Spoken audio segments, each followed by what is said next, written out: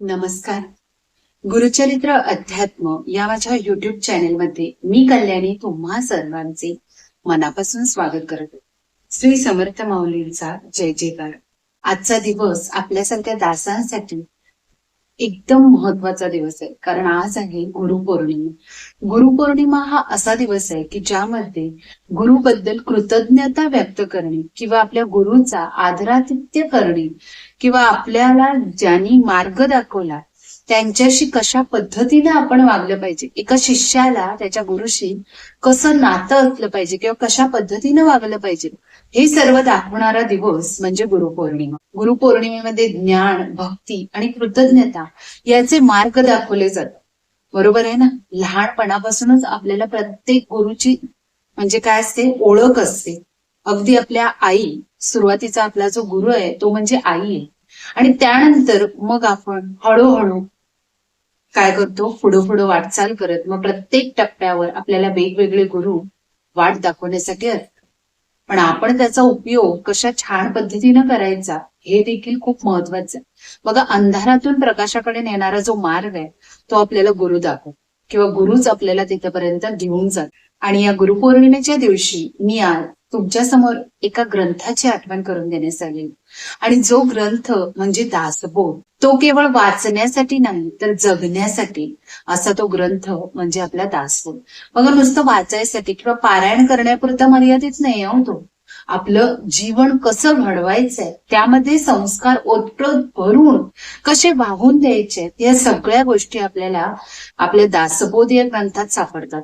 कारण इथं माणसाला कसं घडवलं जातं या सगळ्याची जी ओळख आहे, याचं जे चिंतन आहे ते समर्थ माऊलींनी आपल्यासमोर मांडले हो. आणि आपल्याला याचा अगदी पुरेपूर उपयोग करून घ्यायचे. प्रत्येक टप्प्यावर आयुष्याच्या आपल्याला सगळ्या गोष्टी अगदी ओळखून पारखून घ्यायचे. आणि समर्थ माऊलींनी प्रत्येक समासातून, या 20 दशकाच्या समासातून, बघा प्रत्येक दशकामध्ये 10 समास असतात हो, असे 20 दशक समर्थ माऊलींनी रचलेले.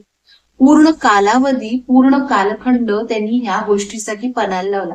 आणि ते नेहमी म्हणायचे, आधी करावे पाहून. म्हणजे बघा, स्वतः त्यांनी त्या गोष्टी केल्यानंतरच किंवा त्याचं आचरण केल्यानंतरच मगच त्या लोकांसमोर मांडलेल्या. डायरेक्टली कुठल्याही लोकांसमोर त्यांनी त्या गोष्टी मांडल्या नाहीये. त्यामुळे हा गुरु किती श्रेष्ठ समजावा. दासांसाठी केलेला जो बोध आहे तो म्हणजे दासबोध आहे. आणि हे दास म्हणजे आपणच होतो. बघा, श्री समर्थ माऊली साक्षात प्रभू श्रीरामांचे दास होते. ते नेहमी म्हणायचे की मी श्रीरामांचा दास आहे, कारण त्यांच्या अंतर्मनामध्ये पूर्णपणे प्रभू श्रीरामांची प्रतिमा होती. त्यांनी प्रत्येक क्षणी फक्त प्रभू श्रीरामांचा विचार केलेला असेल. ह्या सर्व गोष्टी आपल्यासाठी खूप महत्वाच्या आहेत. बघा, समर्थ माऊली नेहमी म्हणायचे की तुमच्या मुखामध्ये एकदा तरी श्रीरामाचं, प्रभू श्रीरामांचं नाव यावं. का तर आपल्या आयुष्यातील अनेक अडचणी, अनेक संकटे दूर होण्यास मदत होतात. आणि समर्थ माऊली हे फक्त काही संत नव्हते, म्हणजे नावापुरते संत कधी राहिले नाही. ते विचारवंत होते, मार्गदर्शक होते, राष्ट्रवेडे विचारवंत होते.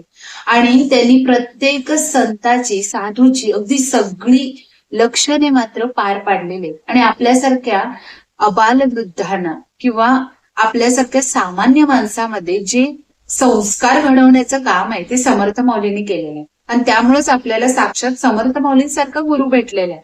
त्यामुळे आपलं जीवन कसं झालेलं आहे, धन्य झालेलं आहे. कारण आपल्या आयुष्यात एक तरी गुरु असं भेटणं खूप गरजेचं आहे. तर तसा जर गुरु आपल्याला भेटला नाही तर आपला मार्ग खडतर होऊन जातो.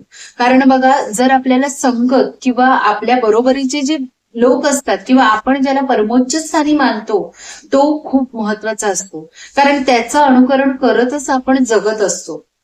जर आपला गुरुच व्यवस्थित नसेल तर मग अनुकरण आपण कशाचं करणार, आणि मग आपल्या आयुष्यात सगळ्या वाटा, सगळे मार्ग चुकतच जाणार. त्यामुळे गुरुला खूप महत्व आहे. आणि समर्थ माऊलींच्या दशकातील प्रत्येक समास म्हणजे हा जीवनाचा मार्ग आहे. म्हणजे बघा, जीवनाचे जे द्वार असतात ते खुले करून देण्याचा मार्ग आहे.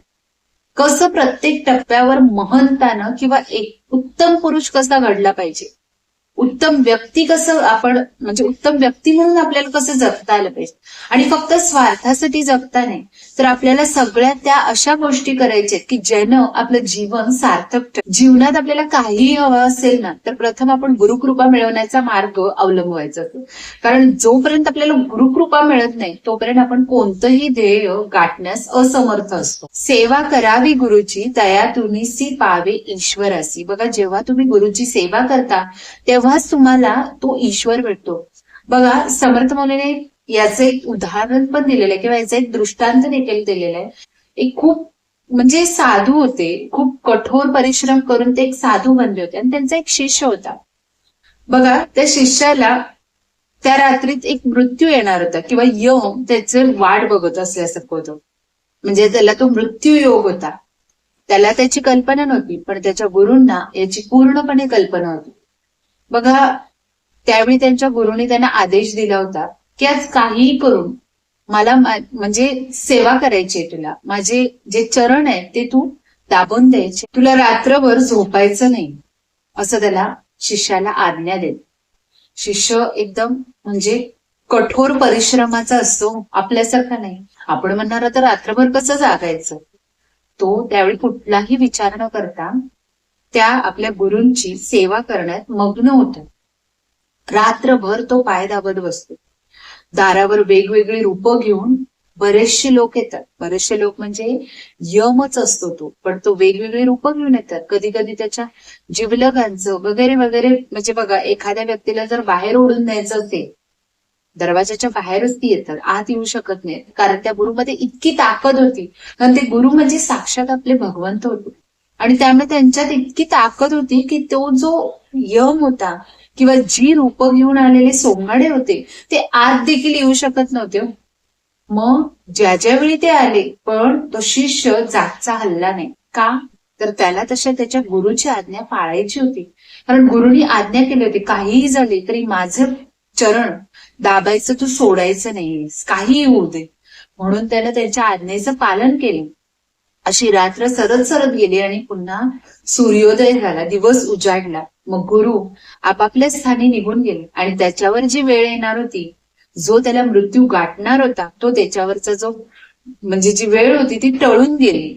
कारण का? त्यानं त्याच्या गुरुची आज्ञेचं पालन केलं, खूप छान पद्धतीनं केलं. आणि त्यामुळे तो साक्षात एक परम शिष्य ठरला. कारण जो आपल्या गुरुच्या आज्ञेचं अगदी व्यवस्थितरित्या पालन करतो तोच उच्च शिष्य जाणावा.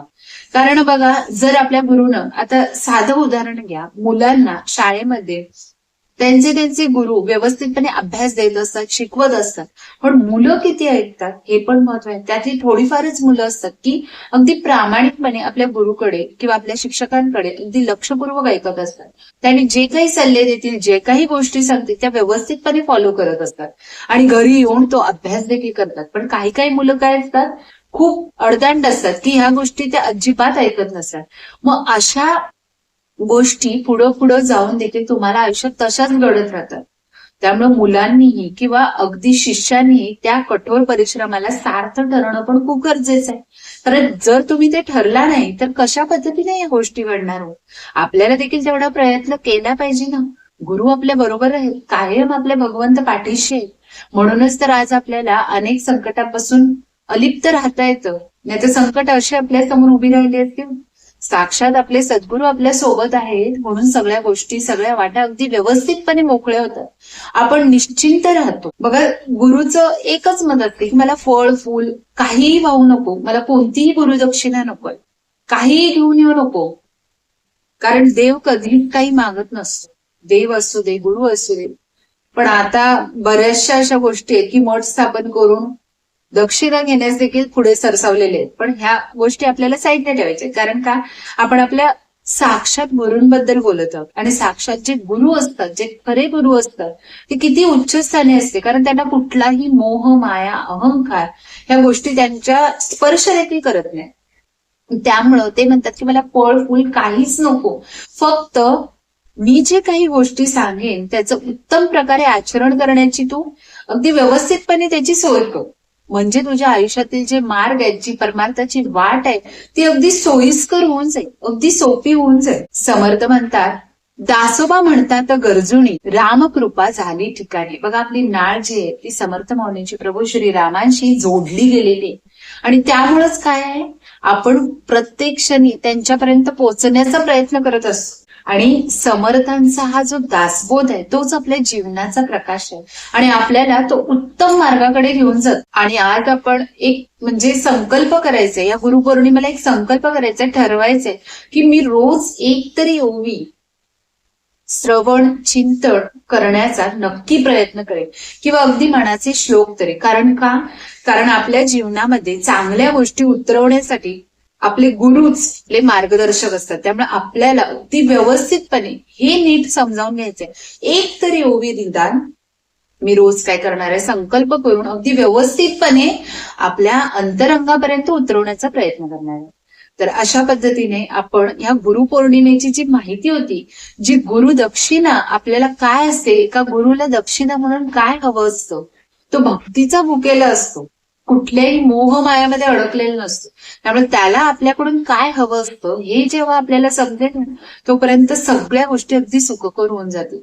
पण बघा, श्रद्धेपोटी आपण उद्या गुरुपौर्णिमेच्या दिवशी सकाळी अगदी लवकर उठून आपल्या गुरुदेव दत्ताची किंवा आपल्या समर्थ माऊलींची कोणतीही ज्यांच्यावर तुमची अगदी नितांत भक्ती असेल त्या मूर्तीची पूजा करून अर्चा करून अगदी व्यवस्थितपणे सागर संगतपर्यंत तुम्ही त्यांना अगदी फुलं, वस्त्र, गंध, अक्षता हे सगळ्या गोष्टी वाहू शकता. आणि नंतर मग पंचामृताचा, तसेच तुम्हाला जर गोड नैवेद्याचा जर ताट समर्थ माऊलींचं, बघा समर्थ माऊली काही खात नसतात, किंवा आपले जे गुरु असतात किंवा आपले जे भगवंत असतात ते काहीही कशाशीही आपल्याशी अडकून नसतात हो. पण आपण आपल्या श्रद्धेपोटी आपण या गोष्टी करू शकतो, कारण आपल्या मनाचं समाधान होतं. आपल्याला असं वाटतं की साक्षात भगवंताने आपल्याकडचा जो प्रसाद तो ग्रहण केलेला आहे, म्हणून आपल्याला बरं वाटतं. मग आपण या गोष्टी करू शकतो. आणि उद्या आवर्जून आपल्याला 14वा अध्याय देखील पठण करायचंय, किंवा तुम्ही माझ्या चॅनलवरून श्रवण देखील करू शकता. तर अशा पद्धतीने आपल्याला उद्या गुरुपौर्णिमेचा जो दिवस आहे तो साजरा करायचा आहे. हा जर व्हिडिओ आवडला तर नक्कीच या चॅनलला तुम्ही लाईक, शेअर आणि सबस्क्राईब. जय जय रघुवीर समर्थ श्रीराम समर्थ.